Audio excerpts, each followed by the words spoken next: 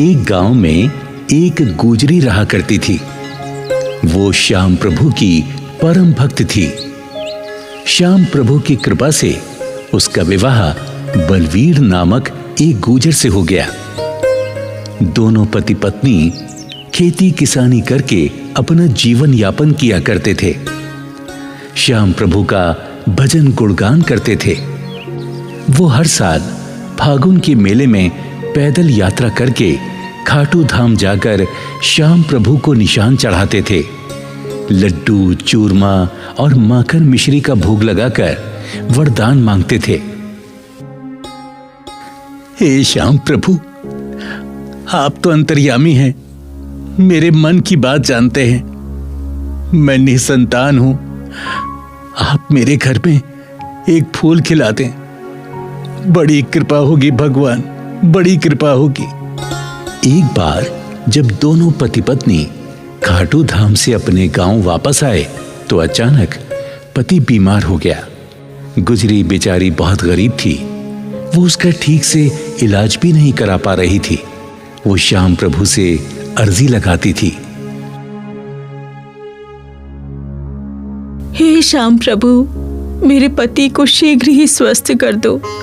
इनके सिवा मेरा इस गांव में कोई सहारा नहीं है।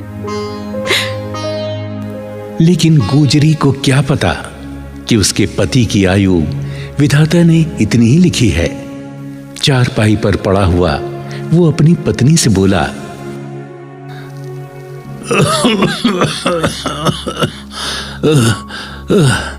भाग्यवान, मुझे तो लगता है मेरा अंतिम समय आ गया है।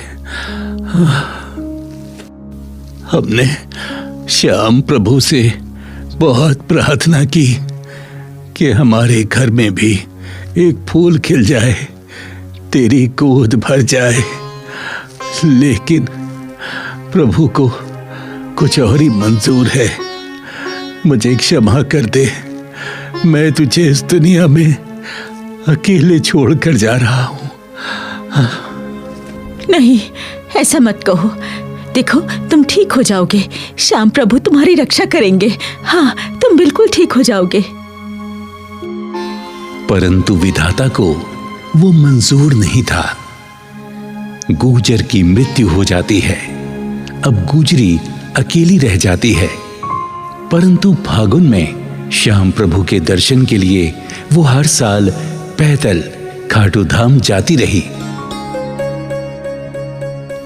एक बार जब वो खाटू धाम जा रही थी तो उसे बियाबान जंगल में एक नन्हा सा बालक रोता हुआ मिला। उसे देखकर गुजर ने चारों ओर देखा, पर बालक के पास उसे कोई नजर नहीं आया। गुजरी ने सोचा, ये मेरी श्याम प्रभु की ही इच्छा है। जो इतना सुंदर बच्चा मुझे मिला है, मैं इसका पालन पोषण करूंगी। गुजरी ने उस बालक को श्याम प्रभु का वरदान समझकर उठा लिया और उस बालक को लेकर अपने गांव चली आई। जब गांव आई तो लोग पूछने लगे कि ये बालक तुम्हें कहां से मिला? तो गुजरी बोली, ये मेरे श्याम प्रभु का ही आशीर्वाद है। ये बालक मुझे खाटू धाम के रास्ते में मिला है। मैं इसे श्याम प्रभु का वरदान समझकर लाई हूँ। अब ये मेरा बालक है, मैं इसका पालन पोषण करूंगी। हाँ, इस बेचारी का तो कोई सहारा ही नहीं। श्याम बाबा ने शायद इसीलिए इसको ये बालक दिया है। जय हो खाटू श्याम बाबा की, जय हो, जय हो। गुजरी उस बालक को बड़े लाड प्यार से पालने लगी। धीरे धीरे बालक 10 बरस का हो गया। हर साल पहले की तरह गुजरी बालक को लेकर फागुन मेले में श्याम प्रभु के दर्शन करने जाती रही। एक समय गुजरी बहुत बीमार हो गई तो वो श्याम बाबा से हाथ जोड़कर प्रार्थना करने लगी। हे श्याम प्रभु, मैं हर साल तुम्हारे दर्शन को पैदल पैदल जाती थी, मगर आज मैं विवश हूं। मैं बीमार पड़ी हूं, लाचार हूं, चल फिर नहीं सकती। मुझे क्षमा करो प्रभु, मुझे क्षमा करो। मैं कैसे तुम्हारे मेले में आऊं? मुझे क्षमा करो प्रभु। माँ, तुम क्यों रो रही हो? मैं बड़ा हो जाऊंगा तो तुम्हारा इलाज शहर के किसी बड़े डॉक्टर से करवाऊंगा। तुम रो मत माँ। बेटा, मैं अपनी बीमारी से नहीं डरती। मुझे मौत का कोई भय नहीं। मैं तो सिर्फ अपने श्याम प्रभु से बिछड़ने के कारण रो रही हूँ। तुम चिंता मत करो माँ, श्याम बाबा हमें जरूर फागुन मेले में बुलाएंगे। इस प्रकार माँ की श्याम प्रभु के दर्शन की अभिलाषा को देखकर बेटा हमेशा सोचता, क्यों ना अपनी माँ को अपनी पीठ पर बैठाकर खाटू धाम की यात्रा कराऊं, माँ को फागुन मेले में ले जाऊं। जब बेटा 18 वर्ष का हो गया तो उसने निर्णय लिया कि वो अपनी माँ को जरूर खाटू धाम ले जाएगा और अपनी माँ से बोला, माँ, तुम दुखी क्यों होती हो? जब तुम्हारा बेटा है तो तुम चिंता ना करो। मैं तुम्हें अपनी पीठ पर बैठाकर खाटू धाम लेकर जाऊंगा। चलो माँ, तुम तैयार हो जाओ, हम लोग जल्दी ही चलेंगे। बेटा, खाटू धाम बहुत दूर है, तुम थक जाओगे। माँ, दुनिया के बोझ से माँ का बोझ उठाना ठीक है। तेरे आशीर्वाद से और श्याम बाबा की कृपा से मुझे कुछ नहीं होगा। माँ, तुम इनकार ना करो, चलो ना, तैयारी करो, चलते हैं। बेटे के आग्रह पर माँ तैयार हो जाती है। बेटे की पीठ पर माँ बैठ जाती है। बेटा खाटू धाम की यात्रा प्रारंभ कर देता है। कभी वो रास्ते में बैठ जाता तो कभी माँ को लेकर चलने लगता। तभी श्याम प्रभु अपना चमत्कार दिखाते हैं। रास्ते में उन्हें एक गाड़ीवान मिलता है। वो पूछता है, बेटे, तुम कहाँ जा रहे हो और ये बुढ़िया तुम्हारी कौन है? बाबा, ये मेरी माँ है। बीमारी के कारण ये चल नहीं सकती, इसीलिए मैं इसे अपनी पीठ पर बैठाकर खाटू धाम लेकर जा रहा हूँ। माँ की इच्छा है कि मैं श्याम प्रभु के दर्शन करूं। वाह बेटा वाह, तुम धन्य हो जो अपनी माँ की इच्छा पूरी कर रहे हो। इस कलयुग में तुम श्रवण कुमार हो। धन्य हो बेटा, धन्य हो। अच्छा बेटा, तुम अपनी माँ को लेकर मेरी गाड़ी में बैठ जाओ। मैं भी खाटू धाम की ओर जा रहा हूं। तुम्हें मैं वहीं छोड़ दूंगा। इस गाड़ीवान को मैं जानता नहीं, मैंने कभी नहीं देखा इसको। मैं क्या करूं? ये तो मेरे लिए अनजान है। मैं इस पर बैठूं कि ना बैठूं? अरे बेटा, सोचो मत, बैठ जाओ। शायद श्याम बाबा की यही इच्छा हो। आ जाओ, बैठ जाओ गाड़ी में। माँ और बेटा दोनों गाड़ी में बैठ जाते हैं। थोड़ी देर के बाद खाटू श्याम के धाम पहुंच जाते हैं। लो बेटा, ये आ गया श्याम बाबा का दरबार। अब आप लोग बाबा के दर्शन करो, मैं चलता हूं। मुझे जरूरी काम से कहीं जाना है। धन्यवाद बाबा, आपका बहुत बहुत धन्यवाद। गुजरी और उसका बेटा वहां उतर जाते हैं। जैसे ही पलटकर देखते हैं, गाड़ीवान अदृश्य हो जाता है। हाँ, माँ, वो गाड़ीवान कहाँ चला गया? आपने देखा? अभी अभी तो उसने हमें यहाँ उतारा है। कहाँ चला गया वो? बेटा, ये मेरे श्याम प्रभु की लीला है। पता नहीं किस भेष में भगवान मिल जाए। चलो बेटा, अब देर ना करो, श्याम बाबा के दर्शन करें। धीरे धीरे रात होने लगी। माँ और बेटे मंदिर के पास ही सो गए।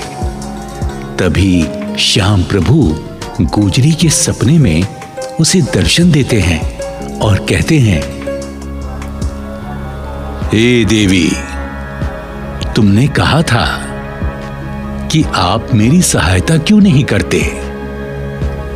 तो हे देवी, सुनो, जब तुम्हारा बेटा तुम्हें मेरी यात्रा करा रहा था, तब वो गाड़ीवान मैं ही तो था। तुम जैसे भक्तों की रक्षा मैं सदैव करता हूं। भक्तों की पुकार सुनकर मैं कभी घोड़े पे सवार तो कभी गाड़ीवान बनकर उनकी सहायता करता हूं। इसलिए देवी, मैं भक्तों के साथ सदैव रहता हूं। इतना कहकर श्याम प्रभु अदृश्य हो जाते हैं। अगली सुबह जब गुजरी नींद से जागी तो श्याम प्रभु के सम्मुख हाथ जोड़कर क्षमा मांगने लगी। हे प्रभु, मैंने जाने अनजाने में जो भी आपके लिए गलती की हो तो मुझे नादान अज्ञान समझकर क्षमा करें। हे श्याम प्रभु, यदि मुझसे प्रसन्न है तो मेरी ये विनती भी स्वीकार करें। हे नाथ, मैं आपसे कभी बिछड़ना नहीं चाहती, इसलिए मुझे हमेशा हमेशा के लिए अपने चरणों में ही स्थान दे दीजिए, ताकि सदा सदा आपके चरणों में ही वास करूं, मैं आपकी सेवा करूं, आपकी सेवा से कभी दूर ना रहूं। हे नाथ, मेरी दूसरी इच्छा है कि मेरा बेटा मेरे बाद अनाथ ना हो जाए। उसे सदा अपनी सेवा में ही रखना है प्रभु, सदा उसे अपनी सेवा में ही रखना।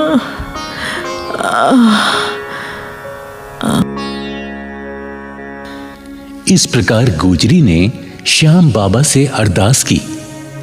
गुजरी जैसे ही विनती करके मंदिर के आंगन में आई, उसे बड़ी जोर का चक्कर आया और वो वहीं गिर गई।